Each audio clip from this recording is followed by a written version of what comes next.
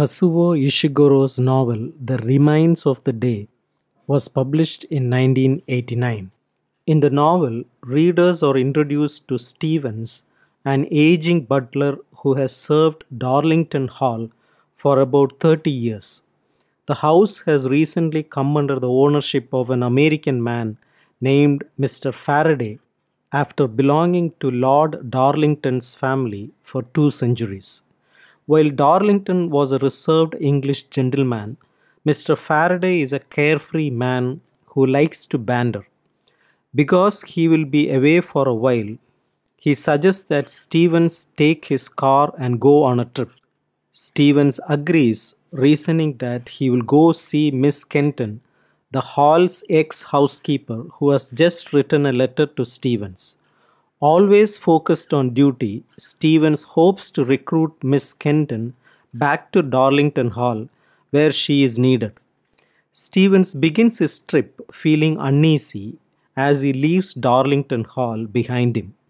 As he drives, he considers what is to him a very important question: what is a great butler? He recalls lively conversations with past colleagues on the matter. Stevens is humble, however, and never claims to be truly great, only to perform his duties with dignity. Stevens relates stories about his father, also a butler.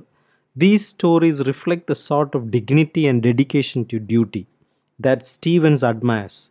He is proud of his father's accomplishments, yet the reader notices that everything Stevens says about his father is relevant to work. Stevens stays the night at a country inn and wakes early. He provides some background about Miss Kenton, who left Darlington Hall in 1936 to get married. Although she is Mrs. Ben now, her letter to Stevens has indicated that her marriage may be in trouble.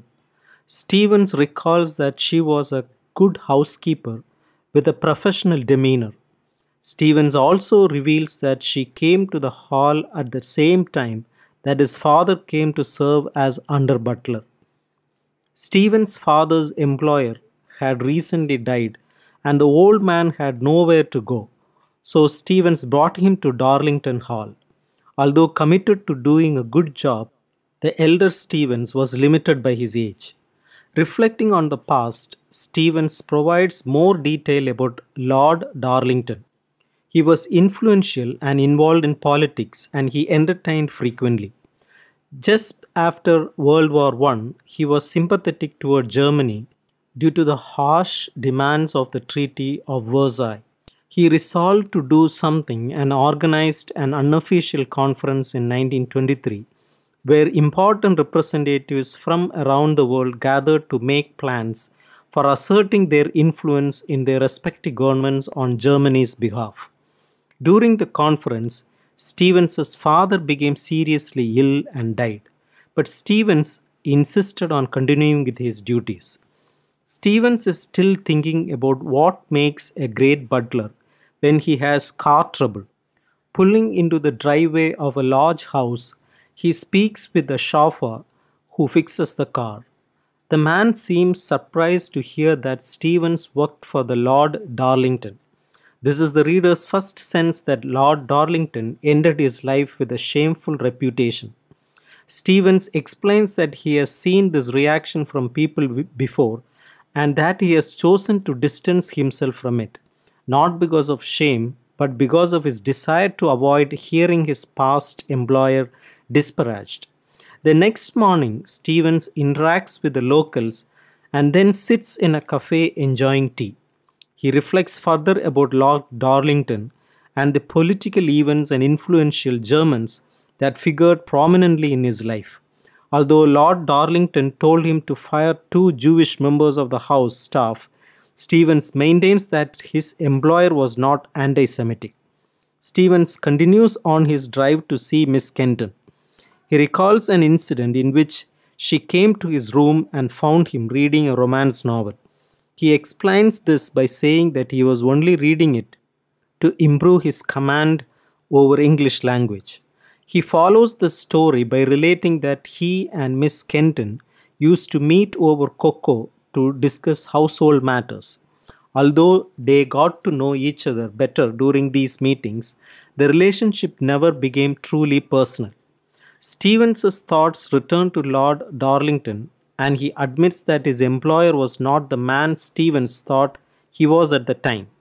Lord Darlington became a Nazi sympathizer and was manipulated and used by people in positions of power. Stevens realizes that Lord Darlington was misguided and foolish, but maintains that his own dedication to his employer was not blameworthy or unwise. Stevens's car runs out of gas and a kind doctor helps him.